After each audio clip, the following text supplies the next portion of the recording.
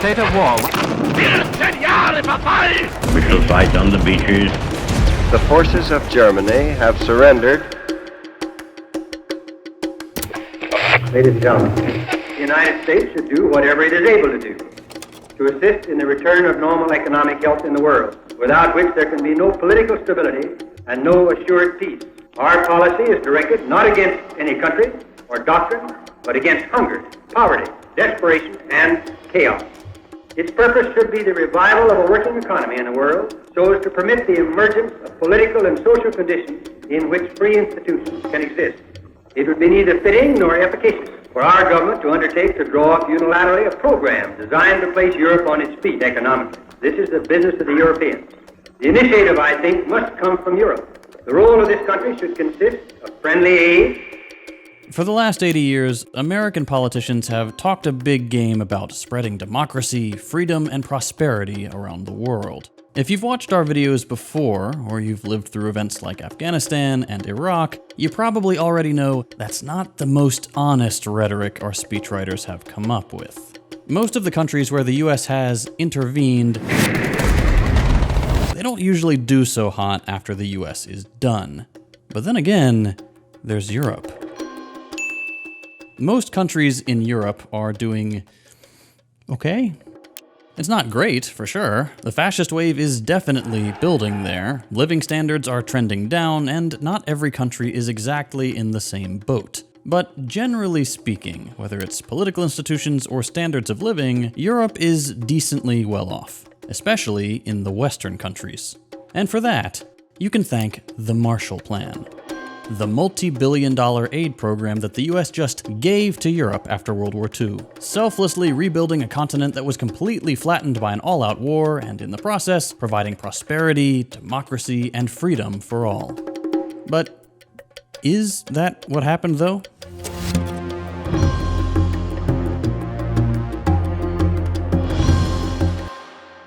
But first, it's ad read time, because I've got to pay my bills. Let me show you something real quick. Google your name. I know you have to open another tab or switch apps, just do it real quick. Odds are some of your personal information comes up, right? If I search my name, it's just my public social media accounts. Wanna know why? Because I use Aura, the sponsor of today's video. If you've ever wondered why you're constantly harassed by spam calls, texts, and emails, here's why. There are companies called data brokers whose sole purpose is to find and sell your data. They do it without your consent, and they make billions selling it to marketers, scammers, and even stalkers. And while they're legally required to remove your info if you ask, they make the process confusing and difficult on purpose. This is why I'm always recommending Aura to family and friends. They take care of everything for you. They remove your data from these sites, and they keep it removed. Aura is an all-in-one digital security tool. You may already use some other basic app, but not using Aura is like locking your front door, but leaving your back door wide open. And Aura doesn't just fight data brokers. They alert you if your personal data is found on the dark web, they provide real-time fraud alerts for credit and banking, 24/7 identity theft monitoring, a secure VPN, antivirus, parental controls, password manager, credit checker, and more.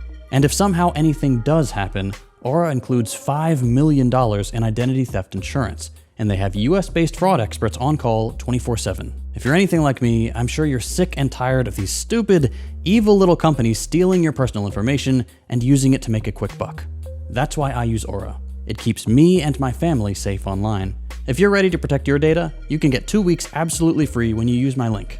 During those 2 weeks, you'll see exactly where your data is being leaked and who's doing it. Give it a try. I promise you'll appreciate the peace of mind. Now, back to the show. Okay, here's a statistic I want you to look at.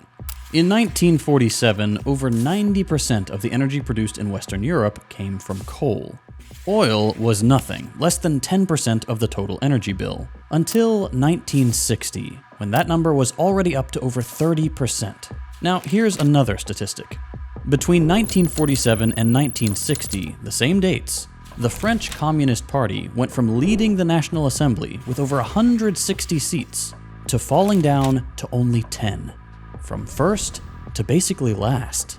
And it turns out that the connection between these two statistics explains a lot about the US's strategy with Europe over the last 80 years. To make it simple, The Marshall Plan gave the US global veto power. Addressing the Senate Foreign Relations Committee, Secretary Marshall warns that failure of his plan means European collapse into a dictatorship of police states. I urge the Congress to act promptly on this vital measure of our foreign policy, on this decisive contribution to world peace. Under the cover of saving and redeveloping Europe, the Marshall Plan engineered complete dependency on the US and tore down the democratic checks and balances that Europe had been developing. It dismantled European organized labor, transformed the European economy into a funnel for profits back home, and set the stage for where we are today, with fascists knocking at the doors of power and socialists being too disorganized to provide a coherent alternative. If European standards of living seem pretty fragile nowadays, that's because European development was little more than a smokescreen for getting American oil companies to run the world without any resistance. The Marshall Plan didn't save Europe. The Marshall Plan destroyed it. Now, there are a few pieces to this puzzle. The first one is European coal. Like I said, Europe in the early 20th century was built on coal. After the Industrial Revolution kicked off, coal was not only widely available, it powered every factory, every office, every home, and every train. And because coal mattered so much to the rest of the European economy, it had an interesting side effect. It gave coal miners a lot of power. It turns out trains carrying coal are pretty easy to derail. Managers also never go down in the mine, so coal extraction is easy to slow down and chalk it up to something the boss just doesn't know about. And if that doesn't work, a coal miner strike can easily trigger a general strike that ripples across a whole country when literally everyone in the country depends on this one thing. This would all be grossly undemocratic, except for the fact that coal production and distribution involved hundreds of thousands of people. Specifically, hundreds of thousands of unionized workers. And that mattered because coal unions were largely led by communists and communist parties. So even though European democracy was mostly only a thing for the elites, the very existence of communist-led coal unions gave normal workers a way not only to organize their workplace democratically, but then to take their ideas and actually force governments to listen to them. Coal workers could make sure that wages wouldn't be cut, hours wouldn't be extended, and the job wouldn't get more dangerous because they could threaten to shut everything down. Meaning they could enforce those things for themselves and push governments to recognize these rights for everyone, clawing back more and more of society into the hands of direct democratic control and raising living standards in the process, even if it made the boss and most politicians unhappy. Okay, tuck that little piece of information away for a second. Because the second piece of the puzzle was American oil companies. In the 1940s, these guys were worried. About 2/3 of global oil production was controlled solely by American corporations. But entire chunks of the world, like Europe, didn't need much of it. To make things worse, in 1947, oil prices just about doubled right at the same time all these countries were in a tough economic spot trying to recover from the war. They didn't have spare dollars just lying around to buy oil, which is fine because oil wasn't super important anyway, to them. But it made these oil tycoons worried. Big oil companies were scared because as all of this is spiraling down, they had no alternative to save themselves. They couldn't offset these trends by importing oil back home due to domestic laws that they had set up in the 30s to limit supply and keep their prices up. Bringing in more oil to the US would actually cut into their profits, and without Europe to pick up the slack, the future was looking bleak. The third piece of the puzzle was the American government. After World War II, the US was relatively unscathed, and its top priority became making sure that its companies would make as much money for the ruling class as possible. And this meant giving them as much access to as many markets in the world as possible. With the Soviet Union's influence growing, the US was worried that more and more countries just wouldn't be interested in trading with the US on their terms. Terms that made American companies more powerful in a context where they were already very well off while everyone else was still licking their wounds. The US was concerned that this would push Europe down the communist path after the disaster that fascist capitalism had gotten them into. And so preventing the spread of communism suddenly became very important. Once more, the world was reminded that basic in the idea of communism is the plan of world revolution, and that Russian communism has stepped beyond that plan to achieve world domination through aggression. Finally, you had European politicians. Finding a way to rebuild Europe after the war was everyone's goal. But for the European ruling class, it was important that this would happen without the most popular bloc of the government, the communists. That same important year we keep coming back to, 1947, communists not only made massive gains in European parliaments like in France and Italy, but also organized some of these countries' largest strikes. In France, for example, 3 million workers organized by a communist union took to the streets after inflation went up about 60% and food rations were down to less than half a pound of bread per day. In a context like this, either a revolution was going to transform European politics and swing towards equality, or politicians would need to find another way to stay in power. Enter the Marshall Plan. The Marshall Plan swooped in with the promise of fixing all these problems for the ruling class. It would unite the interests of American oil companies and politicians on both sides of the Atlantic, and it would do so by screwing over the usual suspects, communists and workers. And this was pretty explicit. The future French Prime Minister Pierre Mendès-France put it this way: "The communists are rendering us a great service. Because we have a communist danger, the Americans are making a tremendous effort to help us. We must keep up this indispensable communist scare." But how? To kickstart the process, the Marshall Plan set a few conditions. First and foremost, European countries had to integrate their economies together in the European Steel and Coal Community, the organization that eventually became the European Union. The first step made sure that the coal industry would be less competitive, which made automation across the industry easier, and in the process, also completely destroyed coal workers' power. The number of coal workers was drastically cut, and union strikes suddenly no longer meant anything. Their power was gone now that all these countries were coordinating over their heads, and coal could be sent in by a neighbor if there was even a whiff of a dip in supply. So that's coal miners dealt with.